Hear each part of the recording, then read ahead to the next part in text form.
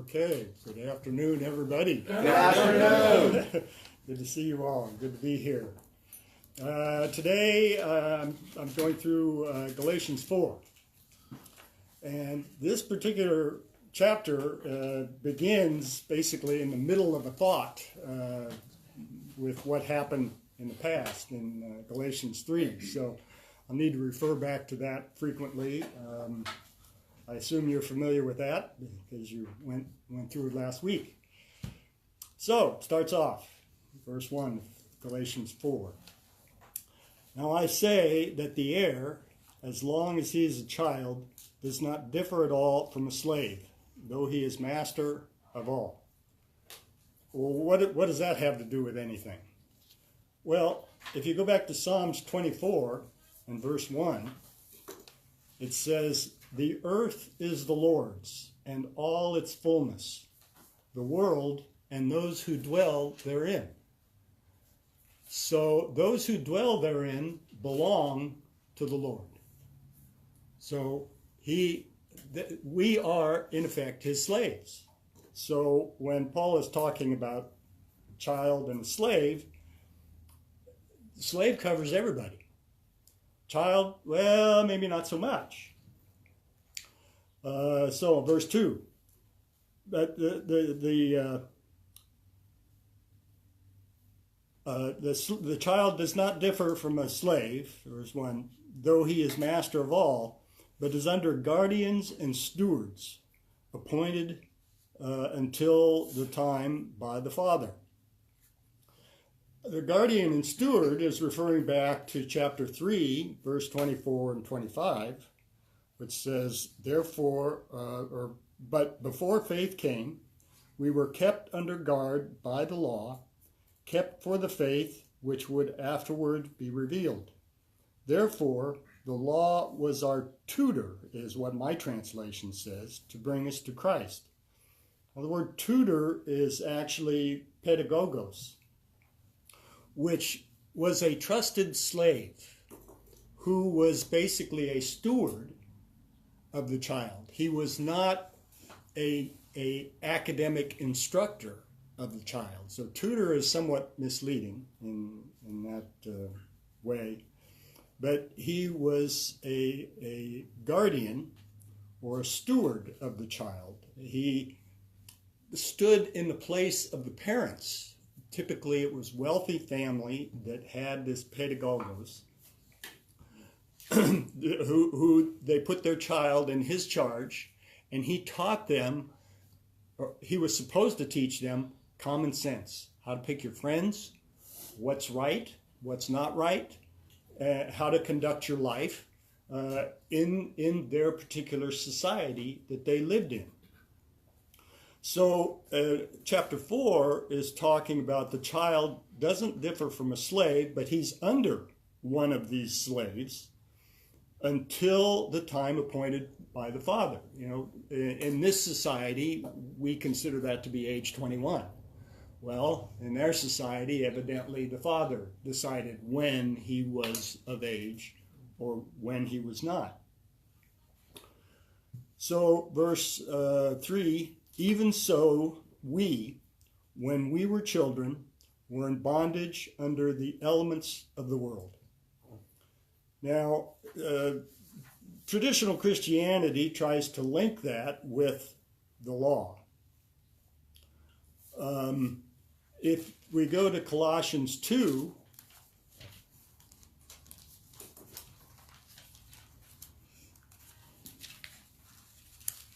and verse 8 and 20, it's talking about these same elements of the world. The Greek is the same. Sometimes the translations differ a little bit.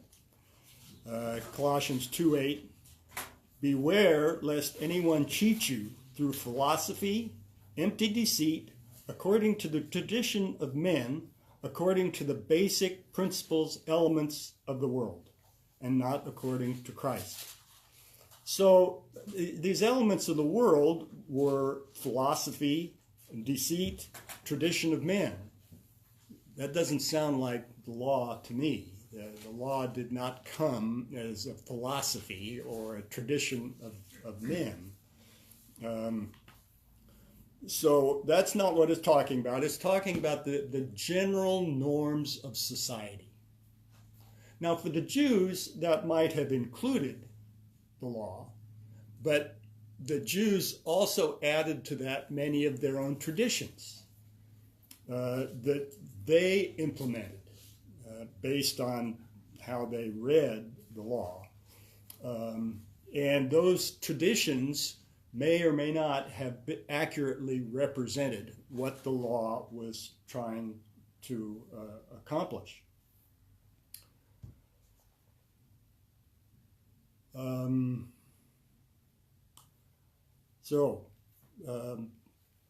When we, that is the whole group, were children, we were in bondage under the elements of the world. But verse 4 of chapter 4, but when the fullness of the time had come, God sent forth his Son, born of a woman, born under the law. When the time was right, according to the will of the Father, he sent forth his Son, born of a woman, born under the law. Well, what is the law?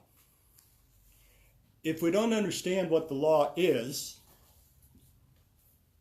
how are we going to know what being born under it is?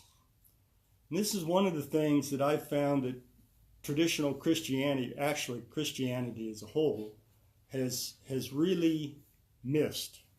Satan has deceived the whole world. And I don't know about you guys, but I was born in this world. So I'm subject to that same deception. Well, if we go over to Hebrews 7,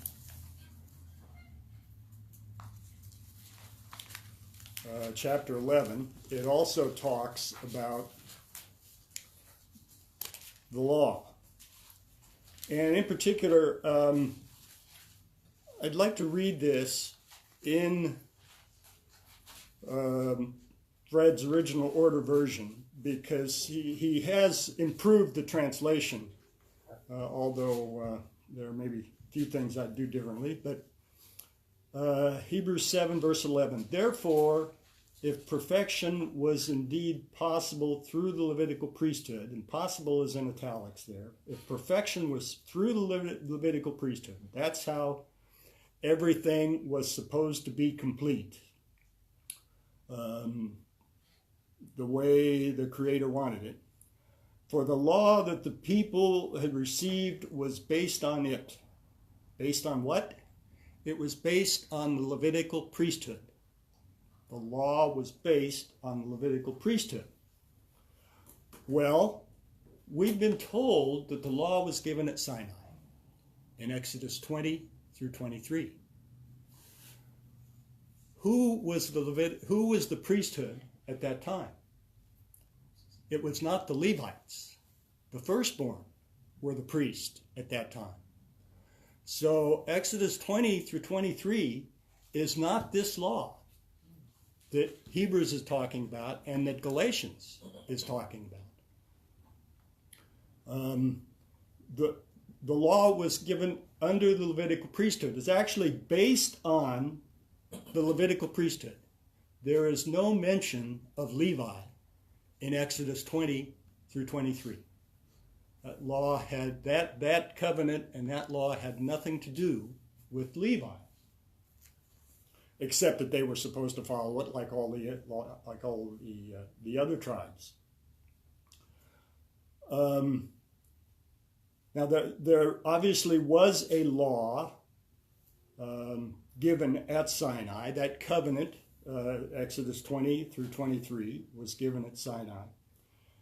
The law is also equated with what is called the law of Moses. And this is an accurate connection.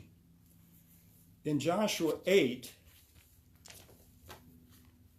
and verse 31, we'll start in 30.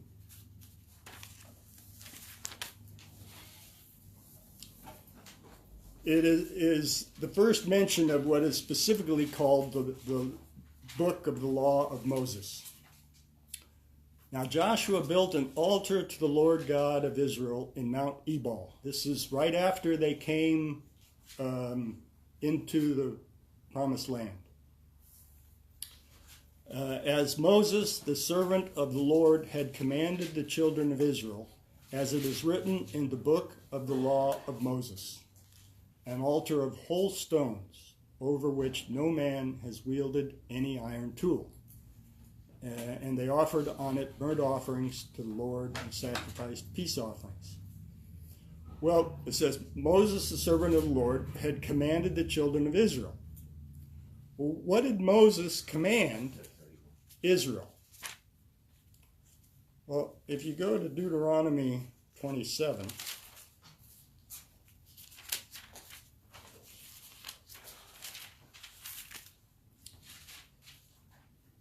verse 1, then Moses with the elders of Israel commanded the people, saying, keep all the commandments which I command you today. So what he's talking about is what he spoke to Israel that day, which was basically the book of Deuteronomy. And it shall be on the day when you cross over the Jordan to the land which the Lord your God is giving you, that you shall set up for yourselves large stones and whitewash them with lime. You shall write on them all the words of this law when you have crossed over, that you may enter the land which the Lord your God is giving you. So this law that was called the law of Moses was basically the instruction of Deuteronomy. Well, what's the difference? If you go back to Exodus 20, where the Sinai law was given, in verse 24, you find the altar that was to be used according to the Sinai covenant, according to the Sinai law.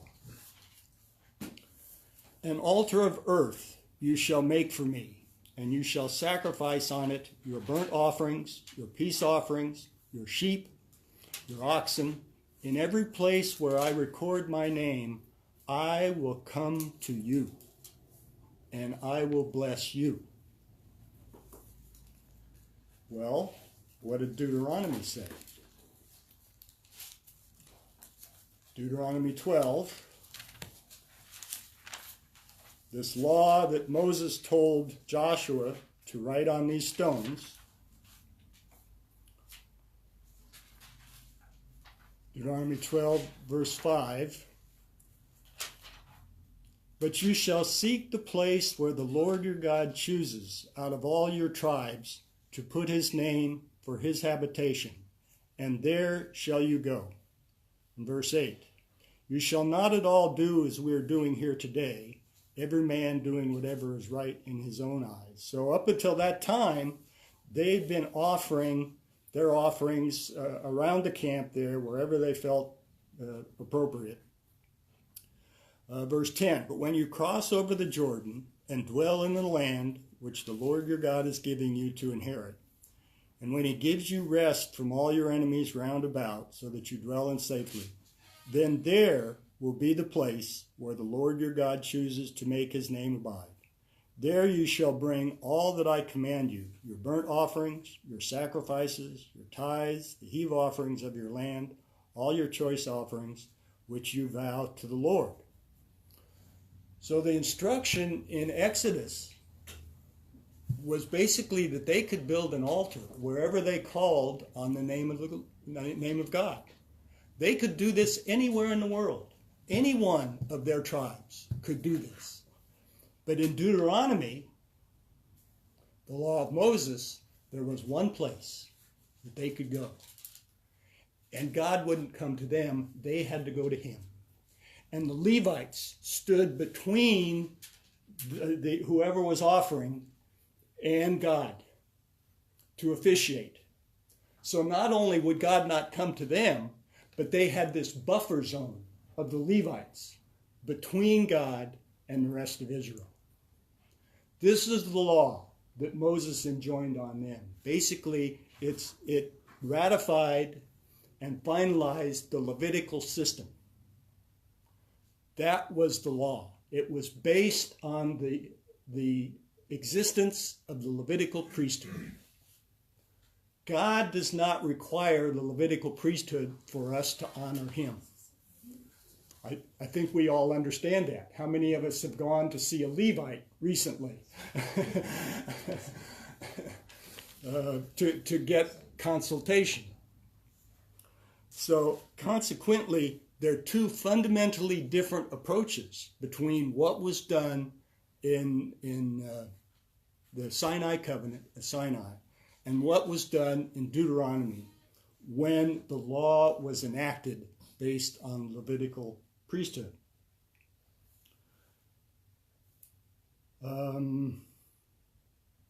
So, where was I? Galatians 4.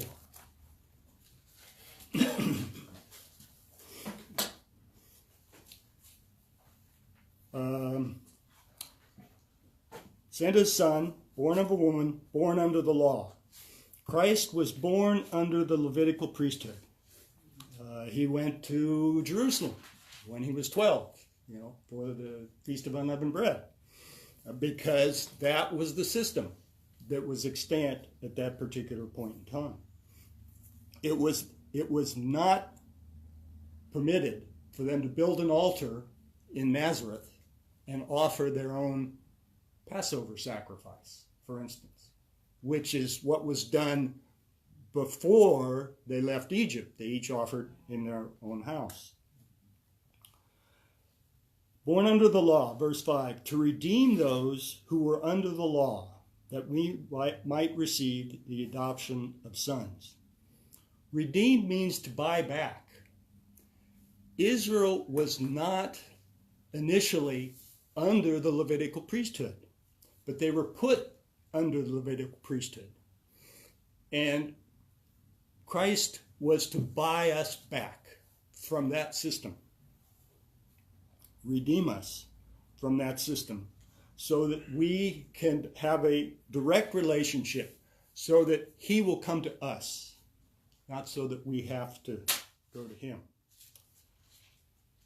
Verse 6, and because you are sons, God has sent forth his Spirit, the Spirit of his sons, into your hearts, crying, Abba, Father.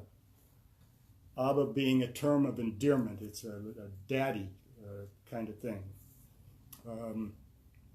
And they were all sons. If we go back to chapter 3, verse 26, you are all sons of God through faith in Christ. For as many of you as were baptized into Christ have put on Christ. There is neither Jew nor Greek. There is neither slave nor free. There is neither male nor female. For you are all one in Christ Jesus. And if you are Christ, then you are Abraham's seed and heirs according to the promise.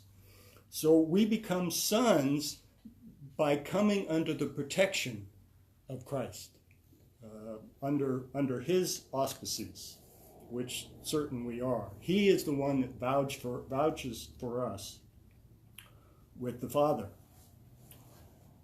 Verse 7, therefore you are no longer a slave, as he mentioned in verse 1, or referred to, that we're all born slaves, but a son.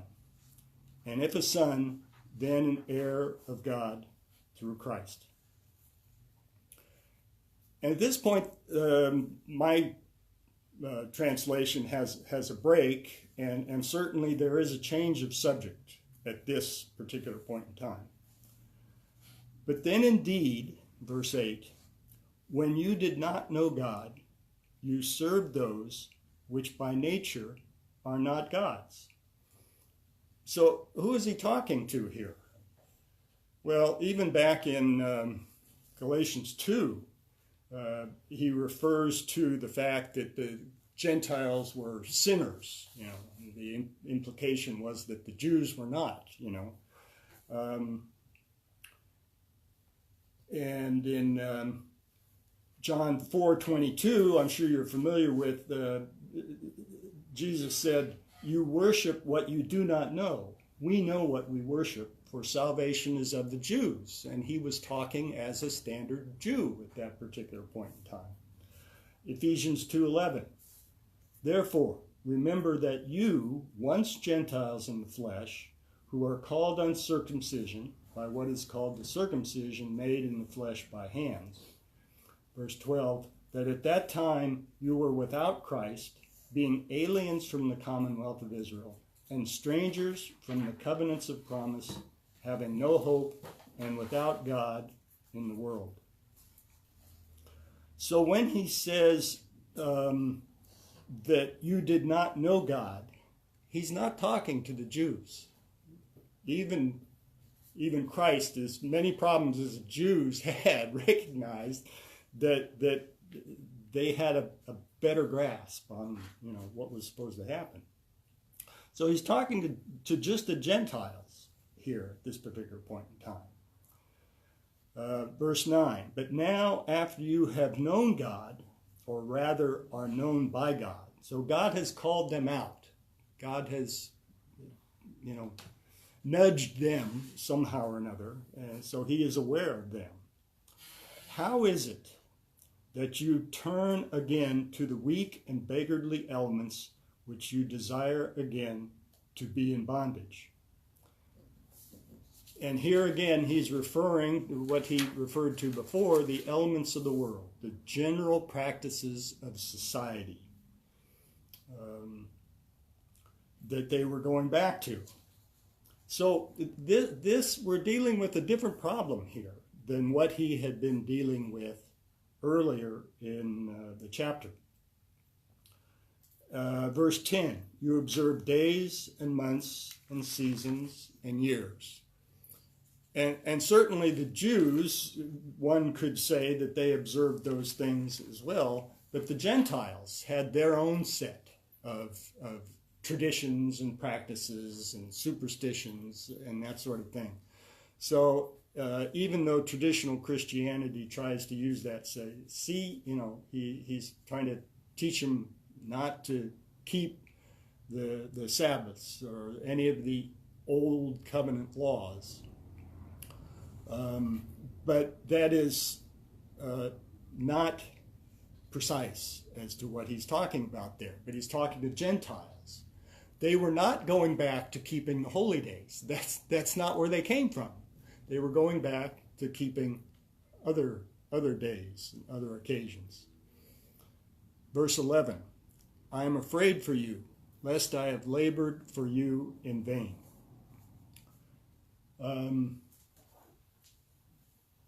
Even at the beginning of Galatians, he talks about another gospel, which is not really another gospel, but a perversion of the gospel. But in this particular case, he's talking about they have just left. They have abandoned what he has been trying to tell them. So they were going back to their own traditions of society. Now, verse 12 is kind of interesting, and I would like to read it because the first half of verse 12 is connected with the subject we're talking about here. The second half of verse 12 is not. The first half of verse 12 is, be as I am, because I am even as you are. Now, I'm not necessarily sure what the point he's trying to make in saying that. I suspect he's referring back to 1 Corinthians 9:22. It says, to the weak I became as weak, that I might win the weak. I have become all things to all men, that I might by all means save some. 1 Corinthians 11 verse 1 says, imitate me, just as I also imitate Christ. I suspect that's what he's getting at here, but exactly what aspects he's talking about, I don't think is really clear in this particular case. If somebody else has a better idea, I'm open to suggestion. But that is connected to the subject we're talking about. But if you go back to the original text, the original Greek text, and some of the early, two of the earliest texts is the Sinaiticus text and the Alexandrinus text. Those particular texts actually have topic changes indicated in the text. We've been told there are no verses marked out in the original Greek, and this is true. But there are indications of changes in the text. It's not necessarily a paragraph break. In some cases it is, but in some cases it's not. But it's some place where they wanted to indicate a new aspect of something. And right in the middle of verse 12, there is a break between that and the next half of the verse, which says, brethren, I petition you, you do me no wrong. That's beginning a new subject or a new aspect of this whole thing. And when it says brethren, who's he talking to? He's not talking to the Gentiles anymore.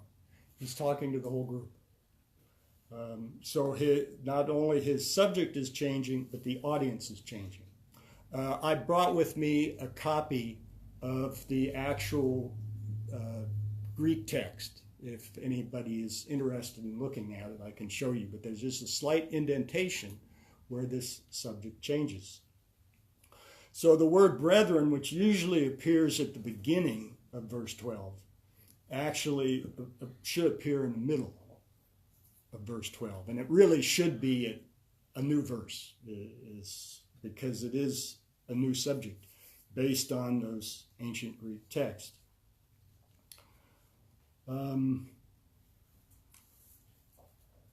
So, brethren, I'm petitioning you, you do me no wrong. He's talking to the whole congregation. Verse 13. You know that because of physical infirmity, I preached the gospel to you at first. And my trial, which was in my flesh, you did not despise or reject, that you received me as an angel of God, even as Christ Jesus. What was then the blessing you enjoyed? For I bear you witness that if possible, you would have plucked out your own eyes and given them to me. Have I therefore become your enemy because I tell you the truth? Now, in this particular area, there again, I'm not sure the actual flow and his thinking in this. It doesn't necessarily fit the way it's translated anyway. To me, it seems like Paul is saying, you did me no wrong. In verse 13, the Galatians listened to Paul even though he was infirm. So that certainly wasn't doing him any wrong. That was respecting him. And they accepted him as a messenger of Messiah. So what then was the blessing? How was it? How were you blessed? Well, Paul praised them to others. I bore you witness that if possible you would have plucked out your own eyes and given them to me. Have I therefore become your enemy? Because I tell you the truth. And this is what there's something going on here in the background that I don't think he is telling us about unless we go further on down. Verse 17, they zealously court you, but not for good. Yes, they want to exclude you that you may be zealous for them. So this is possibly what he's referring to in verse 16, that there's become this gap between them for some reason or other, because other people are getting in and trying to exclude. Now, it's interesting. Ecclesia is the church, the called out ones. The word for exclude there is ecclesio. Instead of ecclesia, it's ecclesio, which is sort of a play on words. And it actually means to shut out. So instead of being the called out ones, they're being the shut out ones. And what these people are trying to do is exclude them, to shut them out of the greater body of Christ and the reward that I think they will ultimately receive. They zealously court you, but for no good. Yes, they want to exclude you, that you may be zealous for them. But it is good to be zealous in a good thing always, and not only when I am present with you. Certainly that stands no matter what the subject is. Verse 19, my little children, and there again, students of a master were often called as children, and Paul was the teacher, the master, if you will, and the congregation was the children, for whom I labor in birth again until Christ is formed in you. And there again, this is an indication that he knew that Christ wasn't solid in them, because they were going off on these tangents, going back to their old traditions. I would like to be present with you now and to change my tone, for I have doubts about you. He wanted evidently to be with them, to try to set them on a right course. And again, we have a change of subject. Verse 21. Tell me, you who desire to be under the law, do you not hear the law?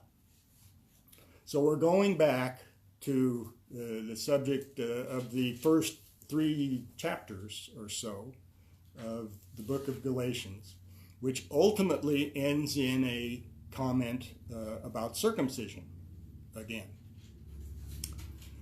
For it is written that Abraham had 2 sons, the one by a bondwoman, the other by a free woman.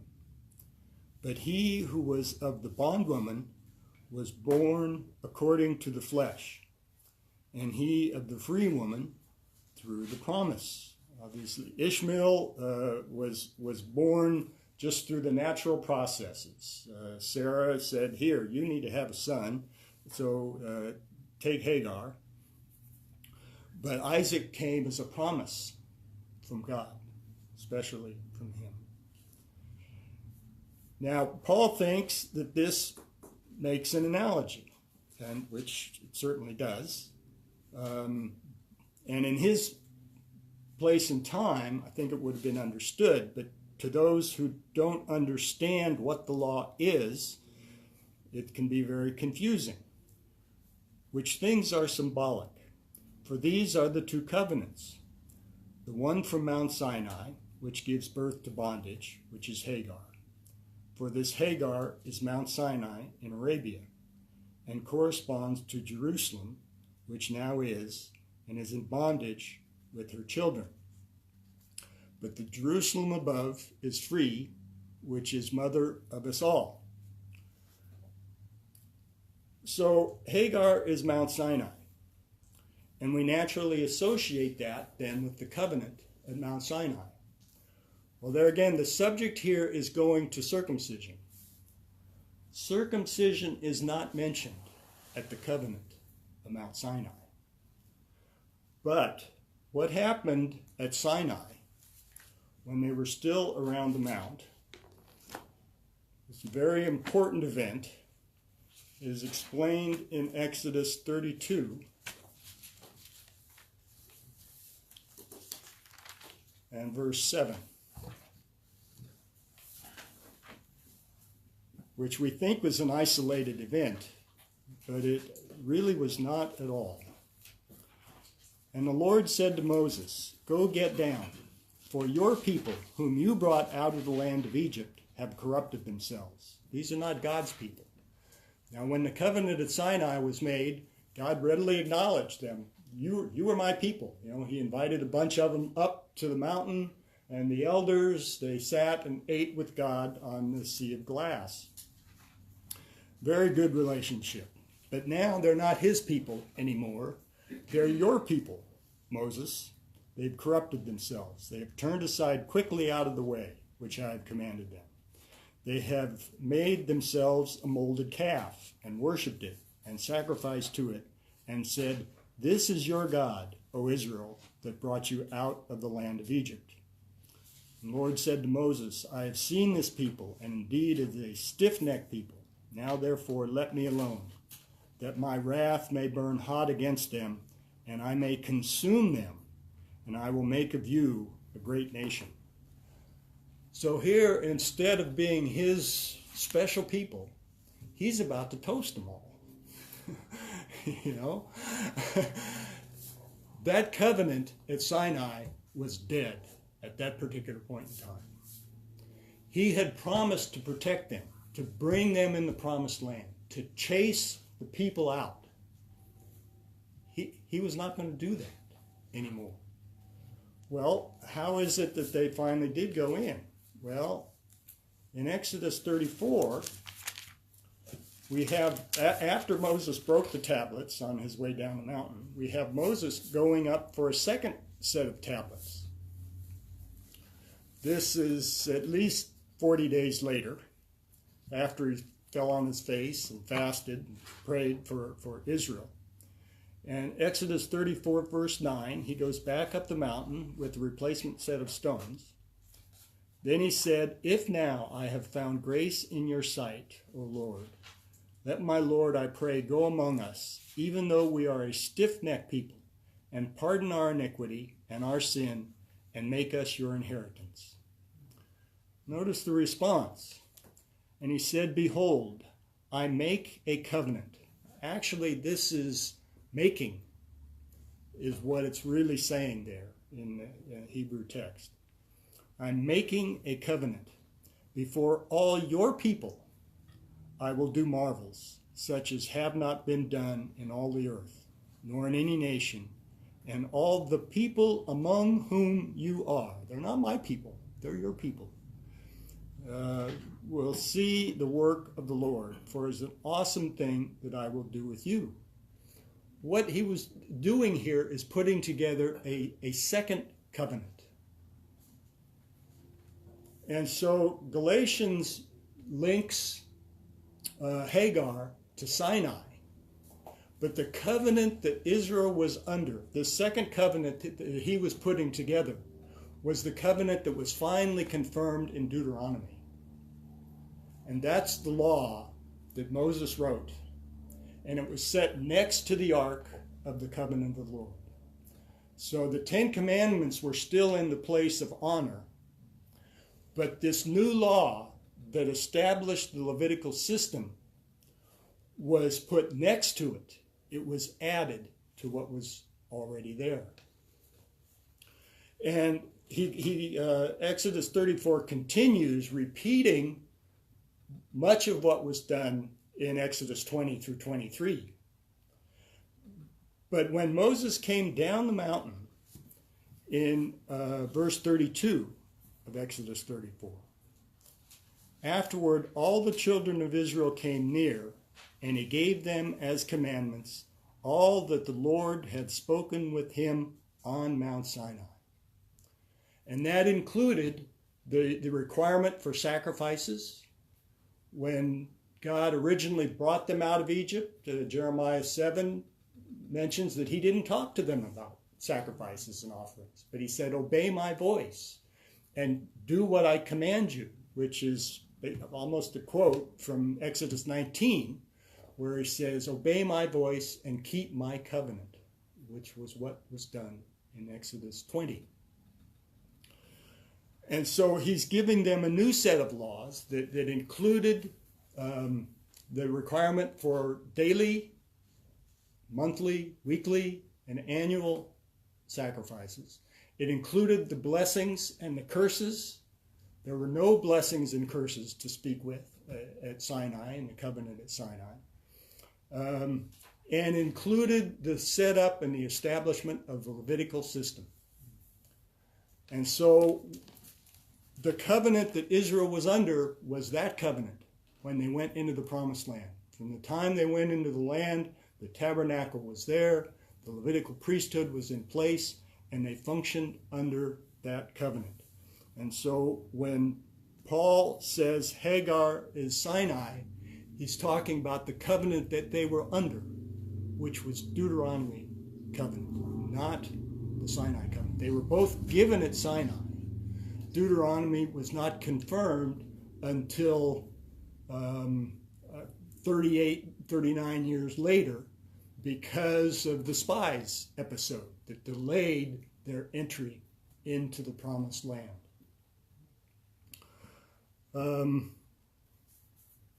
Verse 25 of Galatians 4. For this Hagar is Mount Sinai in Arabia, and corresponds to Jerusalem, which now was under that covenant, Levitical system, and is in bondage with her children. That they were stuck in that system, which with all the traditions that had been piled on and piled on and piled on, that had actually taken them away from their Creator.